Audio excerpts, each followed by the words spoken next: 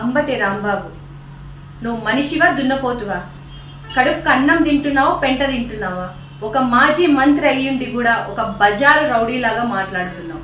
నువ్వు చేసిన కంత్రి పనులను మెచ్చుకొని నీకు మంత్రి పదవి ఇచ్చి జగన్ రెడ్డిని ఇలాంటి వెధవుని పక్కనేసుకొని రాష్ట్రాన్ని సర్వనాశనం చేశారు. పేదవారు తినే రేషన్ బియ్యం నుంచి తిరుమల వెంకన్న స్వామి ప్రసాదం వరకు కల్తీ కమిషన్ల పేరుతో రాష్ట్రాన్ని దోచుకున్నారు.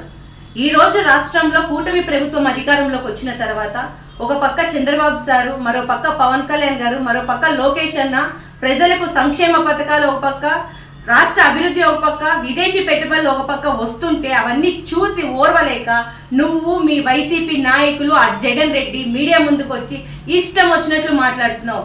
ఏం మాట్లాడుతున్నావయ్యా ప్రెస్ ముందర? మేము దైవ సమానులుగా పూజించే మా చంద్రబాబు గారి గురించి, వాళ్ళ తల్లి గారి గురించి కారు కూతలు కూస్తున్నావు. చెప్పు తెగేలాగా దేహశుద్ధి చేస్తాం. అంబటి రాంబాబు గుర్తు పెట్టుకో. తెలుగు మహిళలందరూ కూడా చీపులు తిరిగేసి బడిత పూజ చేస్తామని కూడా ఈ సందర్భంగా చెప్తున్నా. ఏం మాట్లాడుతున్నావు? ఇష్టం వచ్చినట్లు మాట్లాడుతున్నావు. నోటికి ఎంత వస్తే అంత మాట్లాడుతున్నావు. ఒళ్ళు బలిసి నాలుక మందమెక్కి మాట్లాడుతున్నావు.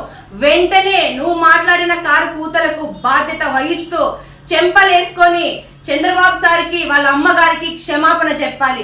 లేకపోతే తెలుగు మహిళలందరూ కూడా నువ్వు ఎక్కడ దాక్కున్నా వచ్చి చెప్పు తెగేలాగా కొట్టి బుద్ధి చెప్తామని కూడా ఈ సందర్భంగా చెప్తున్నా.